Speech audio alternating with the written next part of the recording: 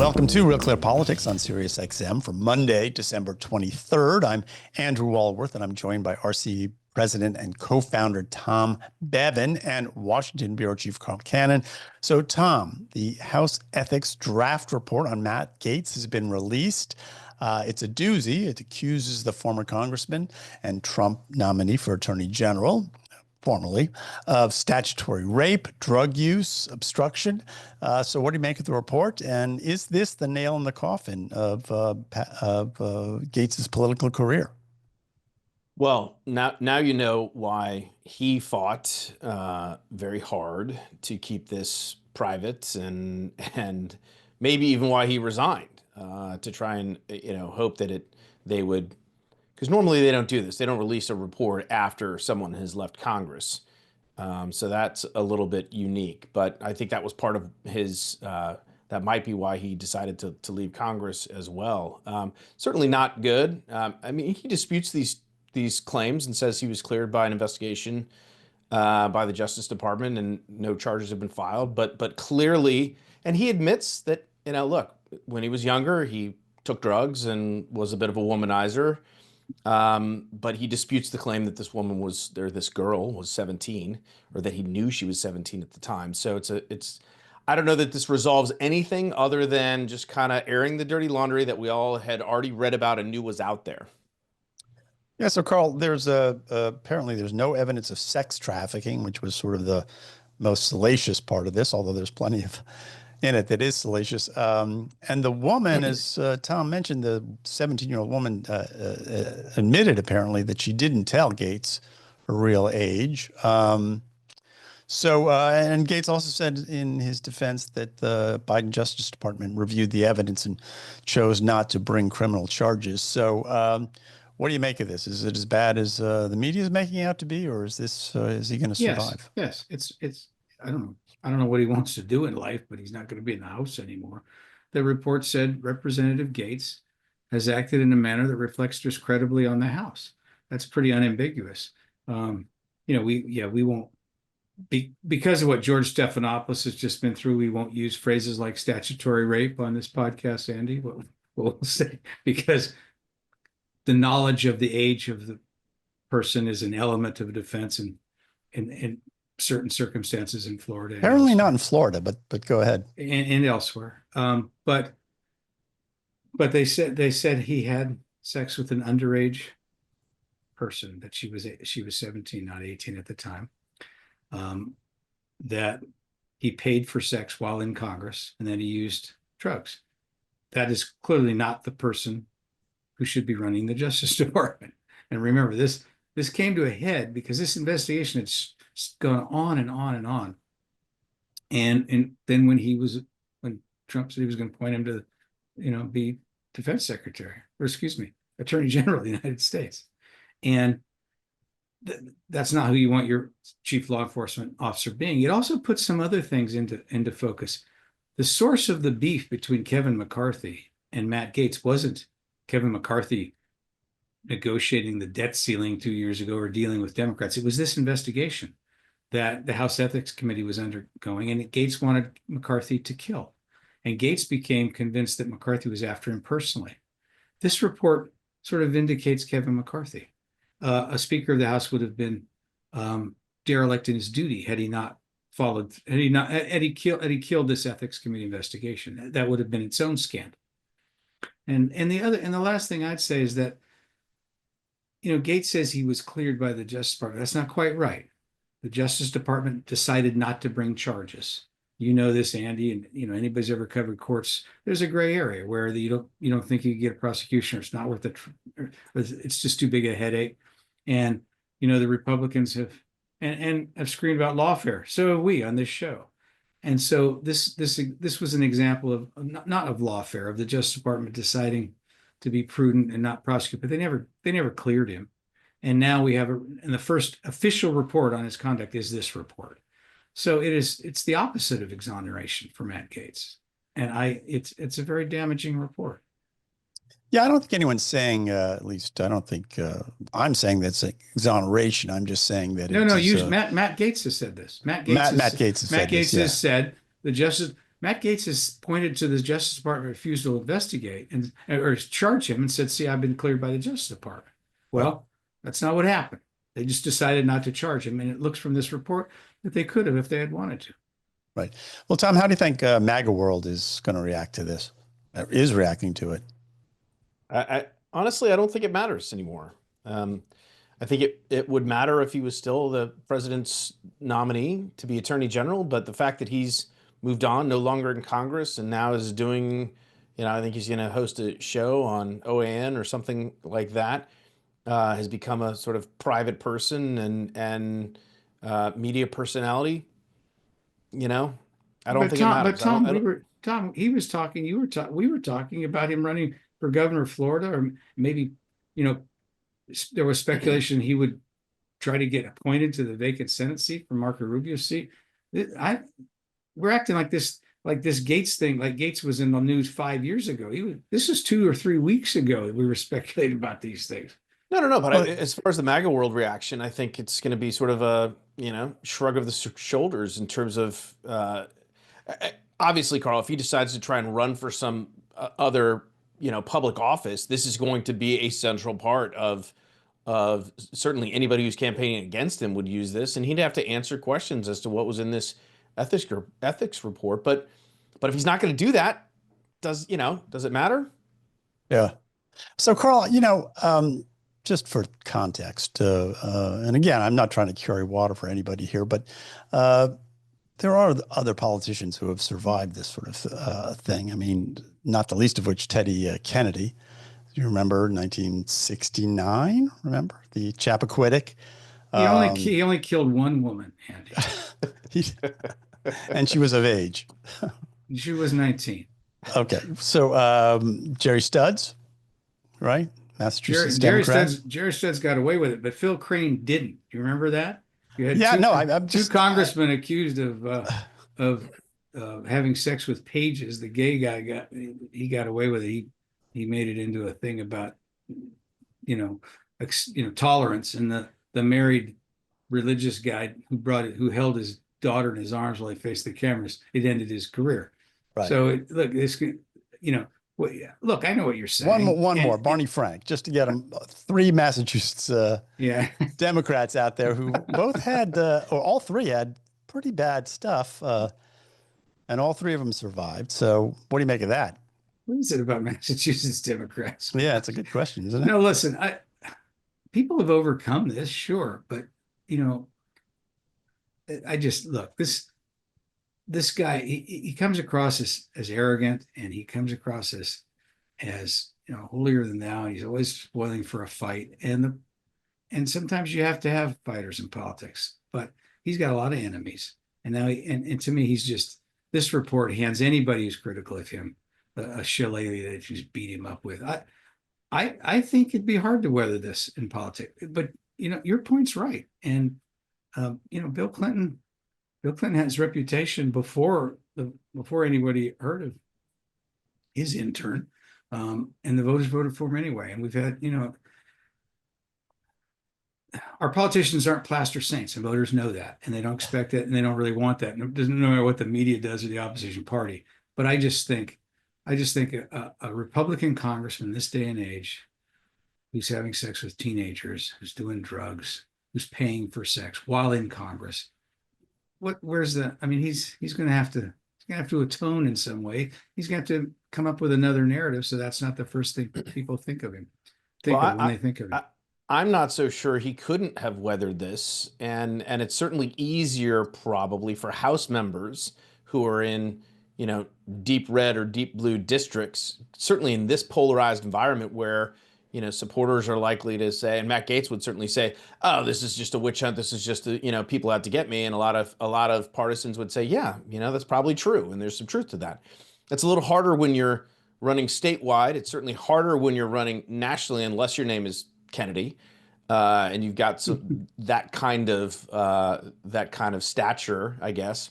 Well, but Ted Kennedy was not elected president, guys, and he wasn't nominated. If it hadn't been for Chappaquiddick, he might have run for president earlier. He might have defeated Jimmy Carter in 1980 in the primaries. He had a long career in the Senate, Carl, he was as reelected 7 times. as and he Andy's pointed left out, a lion of the Senate. I mean, come on. as Andy's pointed out, the Massachusetts electorate is incredibly forgiving, and I love them for that.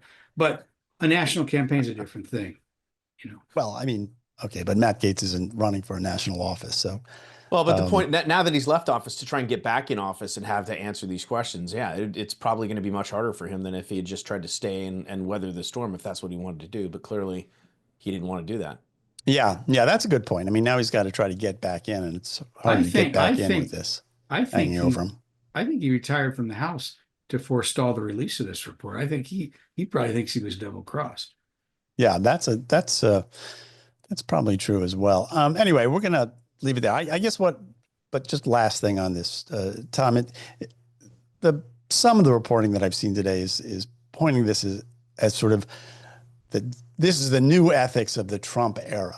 And I guess my only point on this is that this kind of scandal is not really new. It's not something that happens only to Trump appointees. It's been happening for years on Capitol Hill, and people do sometimes survive, and sometimes even presidents survive sex scandals. So I'm just wondering whether it's really as bad as people are making it out to be. Well, I mean, look, as far as trying to use this as some sort of marker for the Trump era, I mean, to your point, I think that's kind of silly. I mean, these scandals happen all the time, and they happen among members of both parties. Because human nature is not Democrat or Republican. It is human nature, and so we've seen plenty of these in the past. We'll see plenty more in the future. But as to Matt Gaetz, again, the fact that he left the scene and doesn't seem to want to get back into politics, at least not for the moment, means this report it confirm. We already knew a lot of this stuff. We already saw reporting on this, so it's not really a huge revelation, nor does it carry that much weight just because, again, he's no longer in Congress. Carl, you have a quizzical look. Do you think Tom and I are too cynical or too forgiving? Both, actually. Simultaneously, too forgiving and too cynical. I don't want to kick a guy when he's down. All I'm trying to say is that sure you do. When you're nominated for the job of Attorney General, this just wasn't ever going to fly. And I also think that it explains some of what's gone on in Congress in the last 2 years. And if I were one of these Republicans who said that one vote is all it needs to bring a motion to vacate the speakership, I would think this is a cautionary tale, because there's always one guy or two or three or 10 who have another agenda, and that seems to be the case here. All right. Well, we're going to leave it there. We're going to take a quick break. You're listening to Real Clear Politics on Sirius XM. I'm Andrew Walworth. I'm here with Tom Bevan and Carl Cannon. And when we come back, we're going to talk about Greenland and the Panama Canal. So don't go away. Welcome back to Real Clear Politics on Sirius XM. I'm Andrew Walworth, and I'm joined by Tom Bevan and Carl Cannon. And Carl, Trump was at Turning Point USA's AmeriFest over the weekend. And on Saturday, he said this. He said America was being ripped off at the Panama Canal, and he threatened to take it back. He also wants to buy Greenland. So are we going to have a Trump corollary to the Monroe Doctrine anytime soon, you think? Or what's going on here? Or more like Seward's Folly, right? Seward's Folly turned out to be a brilliant thing, buying Alaska for what, $7 million? Seward wanted to buy Greenland too. Well, I think it's the best idea I've ever heard Trump come up with, and I think he ought to strike while the iron's hot. I'm sure Denmark is having second thoughts, but buying Greenland is a brilliant gambit. Especially if global warming's real, because then it'll be the new. Not Bahamas. What's off the coast of North Carolina? The islands there, the Bermuda. Hilton Head. Yeah. We could golf there. Well, I don't know. Maybe I'm too old. It won't happen that fast. But Greenland's it's a brilliant idea. The Panama Canal is an interesting fight. Reagan fought like hell. He didn't fight. He wasn't president. He argued against it in the campaign. It was Jimmy Carter's idea. And the Panama Canal came down to really two basic arguments. One is Panama said it's on our soil. So, we probably should give Guantanamo to Cuba too. It's our land. Our response was, we built it. We paid for it. Come on. Well, Trump is an old real estate guy. This I built it argument cuts more ice with him than it's on their land.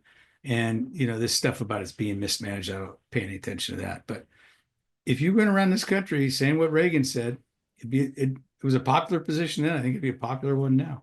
Yeah, you know what? I remember famous debate between on the Republican side and between Bill Buckley and I think it was George Will on one side, and on the other side was Ronald Reagan and John McCain arguing this very proposition. And it was it's still on YouTube.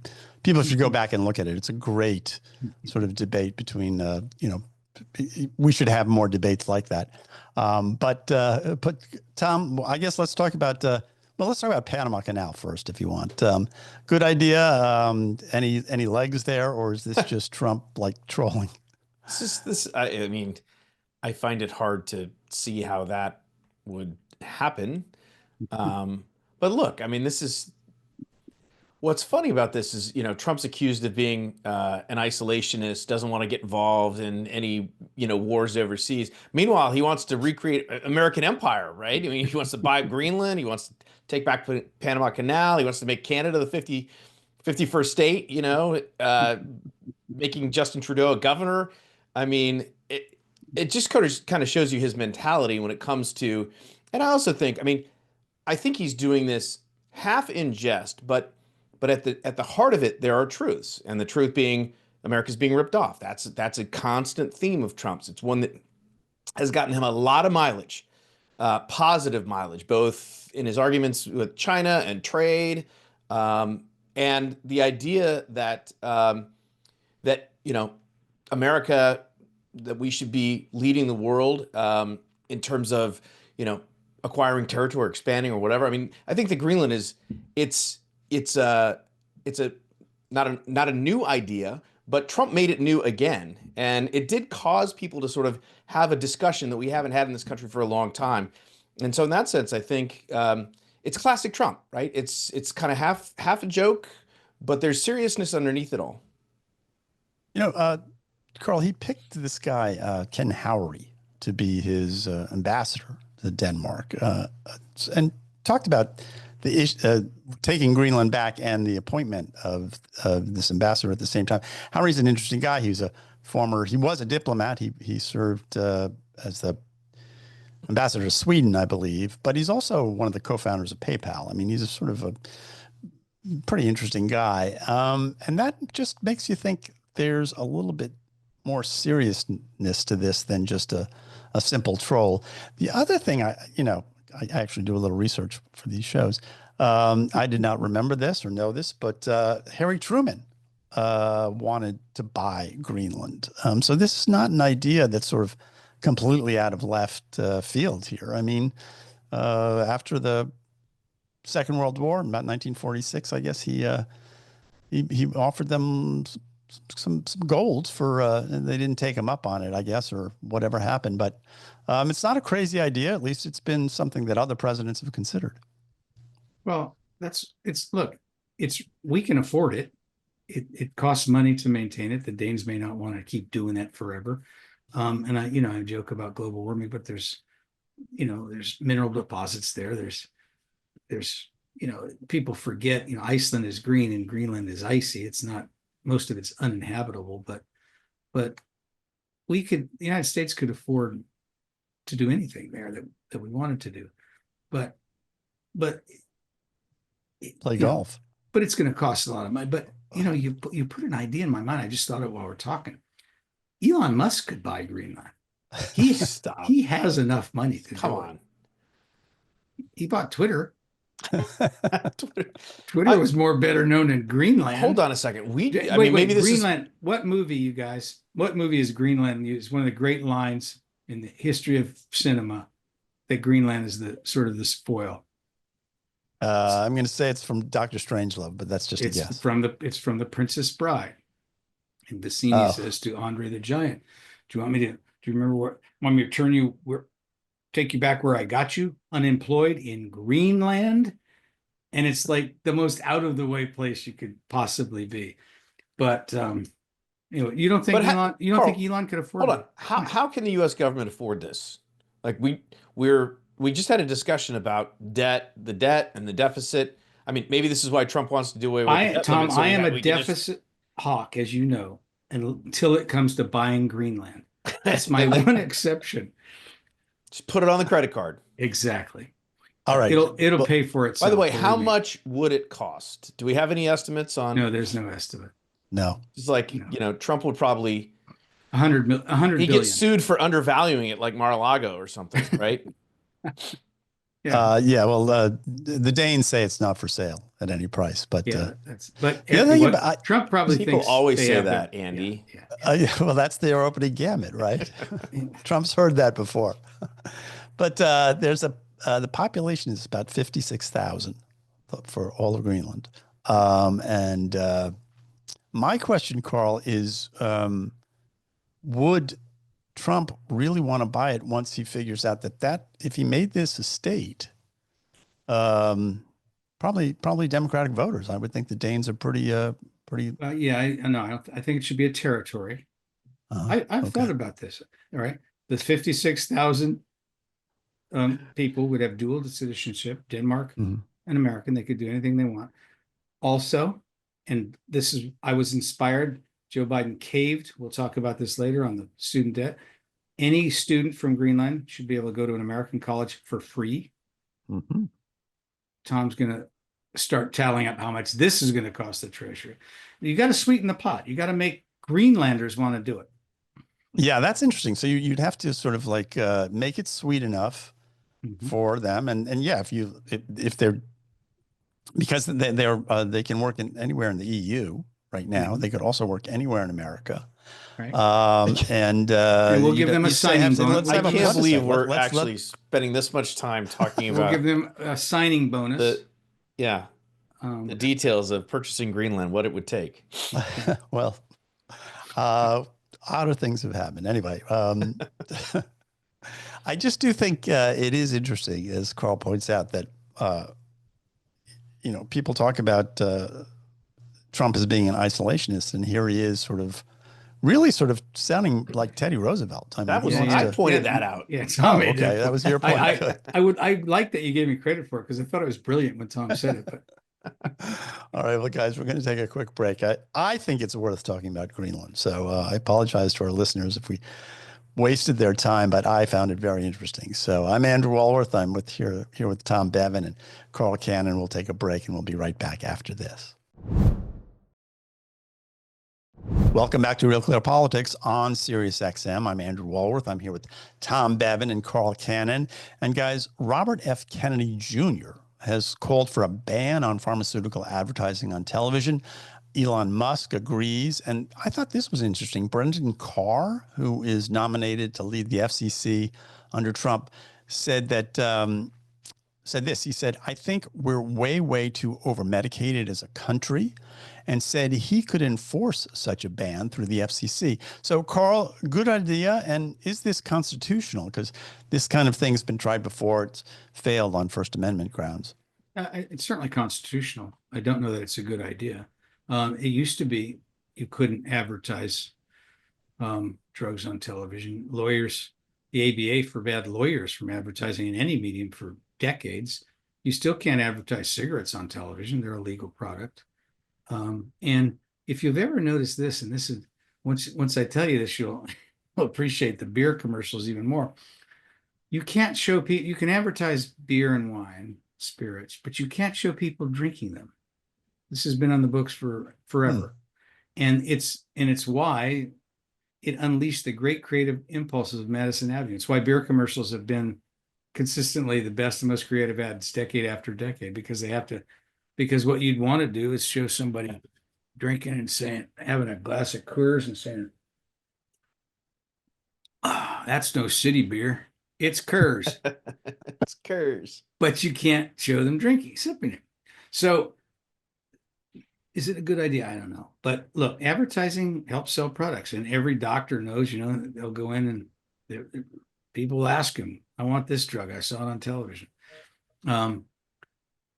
What Bobby Kennedy has suggested, again, it's not unconstitutional, and it may be a good idea, but it certainly flies in the face of the whole direction of open and free information. And it goes against the grain in popular culture and what's going on in advertising, what's going on in human communication. So it's he's a liberal Democrat, but it is like, standing athwart the world and yelling stop. Tom, good idea. So I'm normally I like to call myself a free speech absolutist, but I think I've reached a point where maybe it makes me a hypocrite, but I'm in favor of this. I mean, I don't, constitutional, I think it is for the reason Carl mentioned. I mean, we banned, cigarette commercials a long time ago, back in the 70s. Remember the Marlboro Man? He was on TV, and then he could only be in certain, magazines and print. So there's precedent for this. There's no advertising for marijuana, which is legal in a lot of places. So this is not like a crazy idea. And I think we might be the only country in the world that allows this. I don't think any other country allows pharmaceutical companies to advertise direct to consumers. And obviously we all know the ads and how crazy they are, right? It's like, hey, there's this great drug. And then there's, at the last 10 seconds are like, you could die, you could have all these horrible side effects, and they have to list them. That's why Tom's in favor of this. I've been with him. We've been watching ball games, and he's so squeamish. He physically recoils when they say, they start saying this could cause liver damage, general heart failure, impotence. Right. Well, that's kind of crazy. Mental derangement, look, suicidal thoughts. Right. But I think the bigger, more important conversation, and this is where, when we talk about RFK and what he wants to do, making America healthy again, is that pharmaceutical companies have an enormous amount of influence and grip on our culture, our political culture, through lobbyists, and they certainly have their right to do that, but also through advertising, and it makes some of these public affairs programs. Remember, they're brought to you by Pfizer or whatever. I mean, it gives, I think, a ton of influence to pharmaceutical companies with respect to sort of capturing some of our media. So I don't have a problem with this. I actually think it might not be a bad thing. And again, I consider myself I'm always in favor of more free speech rather than less, but this is something where I think, I'm not opposed to it. Let's put it that way.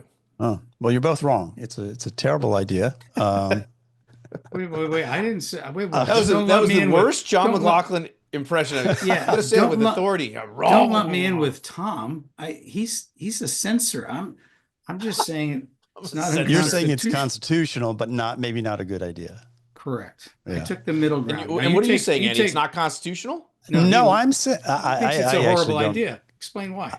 I just think that I think anything at this moment in time that does anything to roll back free speech is a bad idea. That it's just not in keeping with where we should be as a country right now.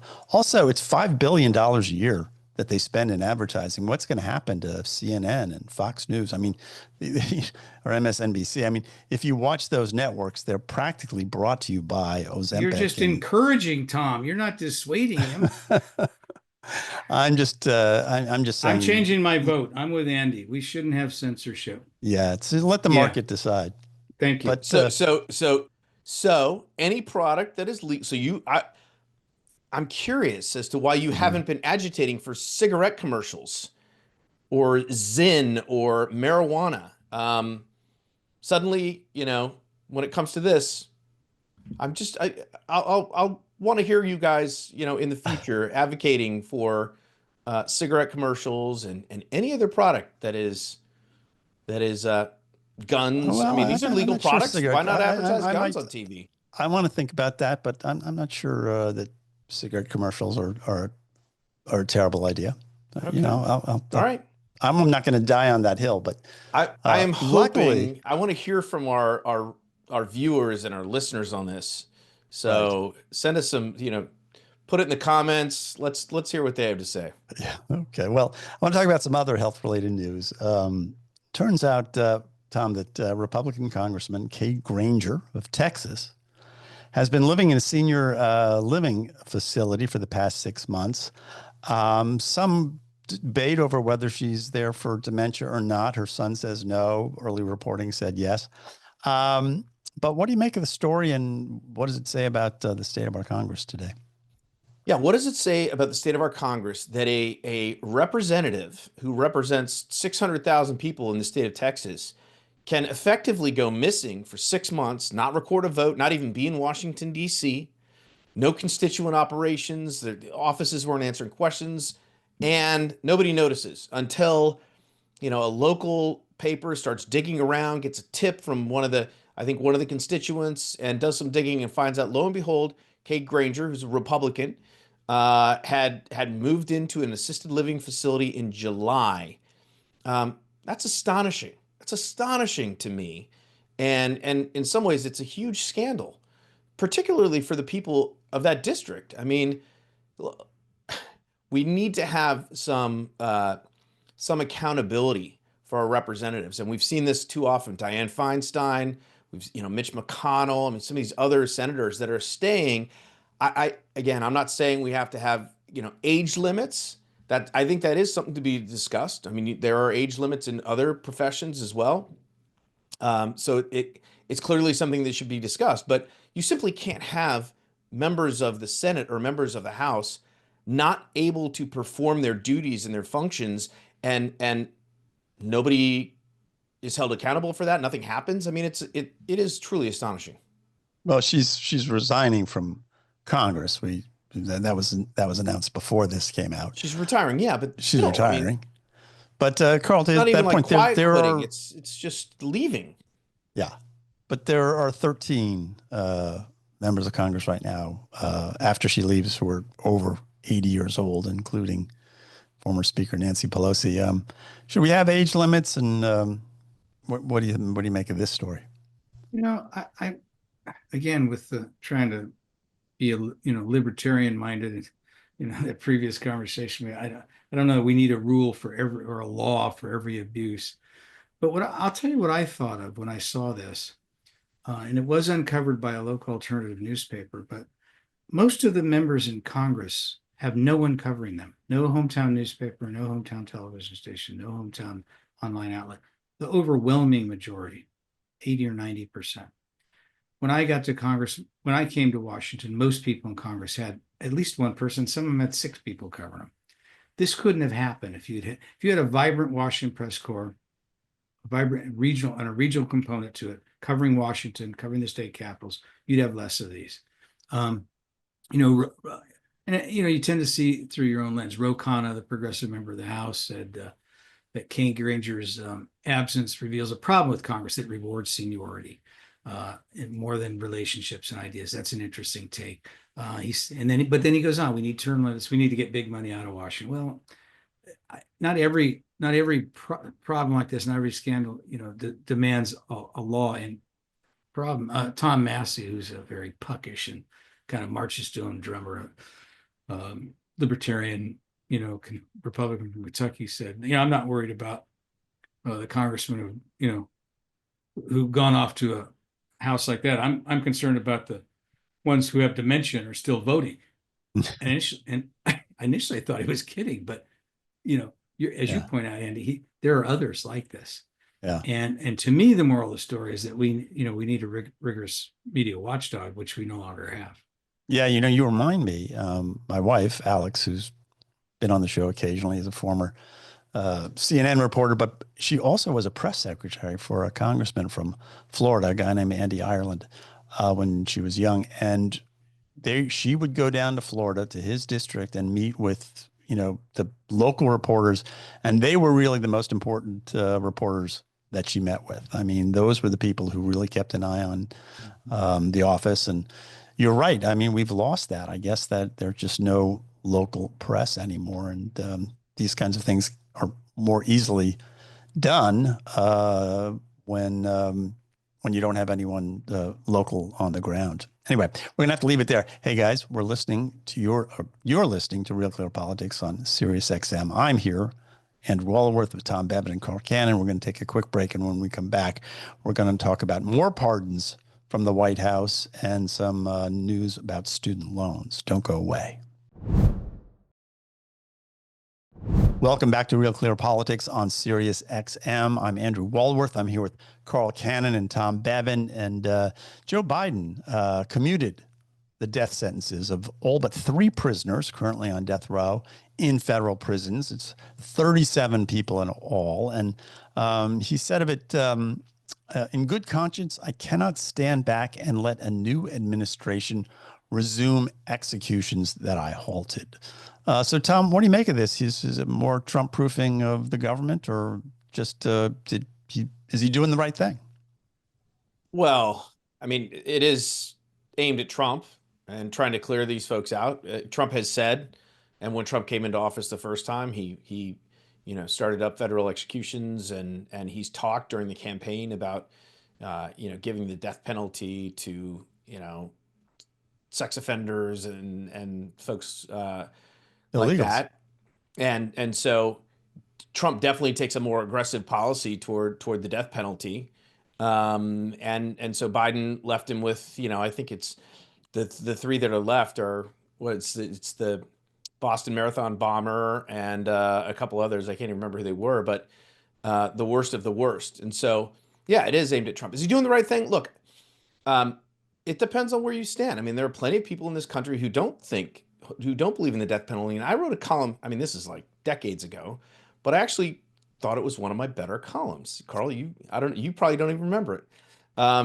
Saying, look, you can make the argument for people who consider themselves pro-life, given the fact that we know there are people who have been put to death who were innocent, unless you have a confession, unless you have 100% certainty that the person is guilty of the crime they are charged of, then you can't be in favor of the death penalty, or you shouldn't be in favor of the death penalty if you want to be consistent when you're talking about the killing of the unborn, for example. And so I think that I personally don't have a problem with this. I mean, I don't know that we should have. I understand the argument that we should have the death penalty for the most heinous crimes as a deterrent. And we have to draw some lines as a society about what's acceptable and what's unacceptable. But at the same time, Biden says this is part of his faith, and I don't have a problem with that. Carl? Well, Biden was not known in the Senate as a particular opponent of the death penalty. And since he's been in office, there's been this sort of this slow down moratorium, slow walking these death sentences.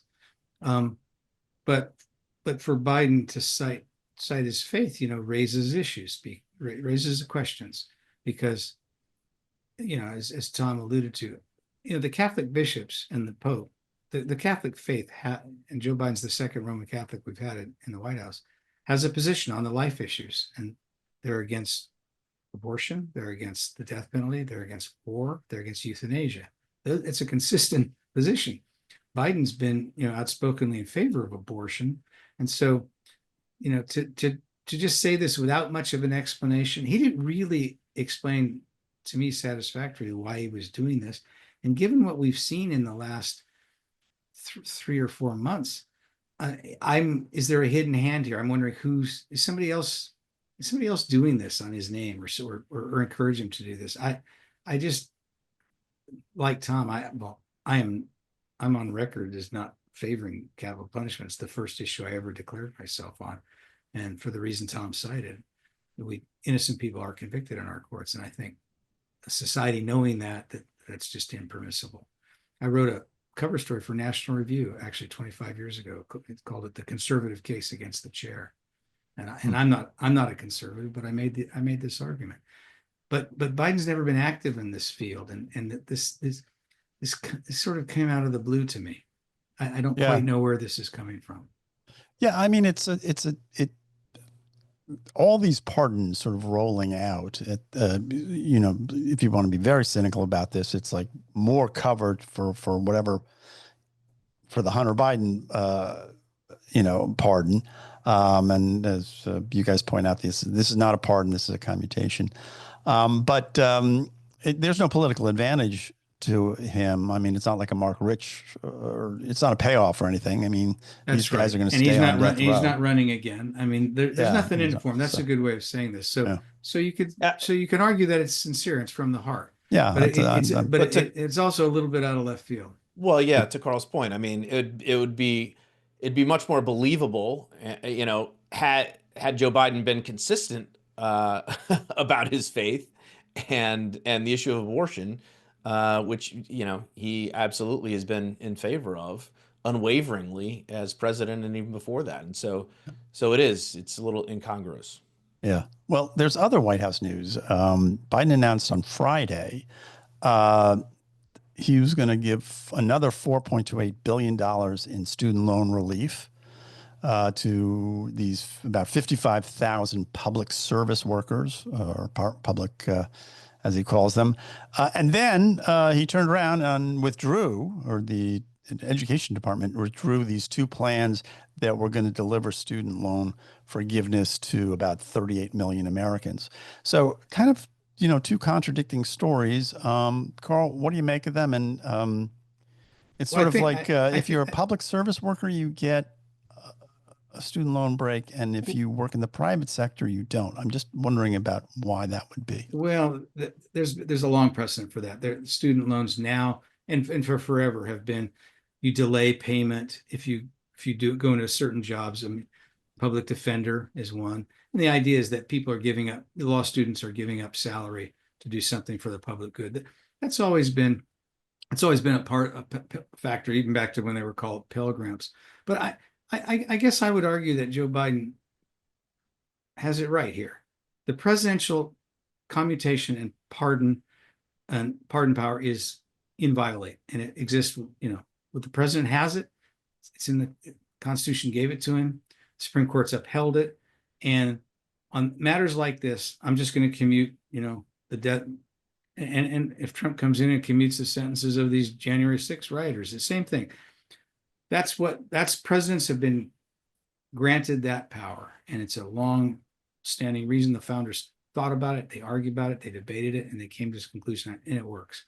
But the student loan thing is a different thing altogether. We call it debt forgiveness, which is an interesting word, but it's really a policy decision. And it's a policy decision that should be left to the next Congress and the next president, especially since the fiscal ramifications are not insignificant. And so I guess I would argue that Biden, whoever's helping advise him, kind of got it right on both of these. Showing mercy on your way out the office seems noble. Rescinding this order that was problematic I think is also a proper move. You got to turn over levers of power, and the Democrats seem hesitant to do that because Donald Trump is the one holding them, but they should.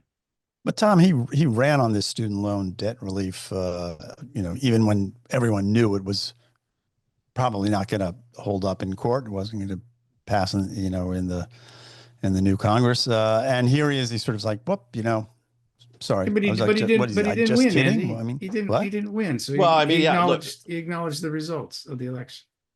Yeah, a couple things. I mean, number one, everybody saw this as sort of a blatant pander to the youth vote as he was running for re-election. And we all saw it didn't stand up in the courts. It was ruled unconstitutional. And Biden said, I'm still doing it anyway. Gave a big middle finger to the, judicial branch of our government, the co-equal judicial branch. But there was a story the other day about how in this time period now and this was on a different subject, but it was the same sort of concept applies, which is there are all these agencies that are writing these rules. They're trying to write these rules and regulations. And if they can't get them done by the time Trump gets into office, it's better to repeal them and not do them at all. Because if they leave them half written or 3/4 written, when Trump gets into office, he can take them and reshape them to his purposes and his agenda. if they're pulled back off the books and rescinded, then Trump has to start from scratch. His administration has to start from scratch, which, some of these regulations have taken months and years even. To get to the point where they're able to be passed. And so I think that's part of what's going on here, is that the Biden administration understood that they weren't going to be able to get this done in time by January 20th. And so the best option for them in terms of, making things harder on Donald Trump would be to just pull him back. Well, that is so interesting, because that was my question, was why would they go through this exercise? Why wouldn't they just let it die and not make a public deal of it? But Tom, what you're saying is this is part of that effort to Trump-proof the government by rescinding them before Trump gets his hands on these regulations and can somehow write them in a way that serves I his forget the purposes. issue that I read, the story that I read, what issue it was about, but that's the gist of, and I think it was in the New York Times or Washington Post, that they had these regulations that they were trying to get done. They weren't going to be able to get them done. And so the decision was to make it harder for Trump, and to make his team basically start from square one, and not to take the work that they had put in and be able to sort of redo it and reshape it. That's what they were going to do. It's called saving democracy. Well, all right, guys. Hey, we're going to have to leave it there for today. You've been listening to Real Clear Politics on Sirius XM. I'm Andrew Walworth. I'm here with Tom Bevan and Carl Cannon, and we will be back tomorrow with more Real Clear Politics. So we'll see you then. Have a great evening.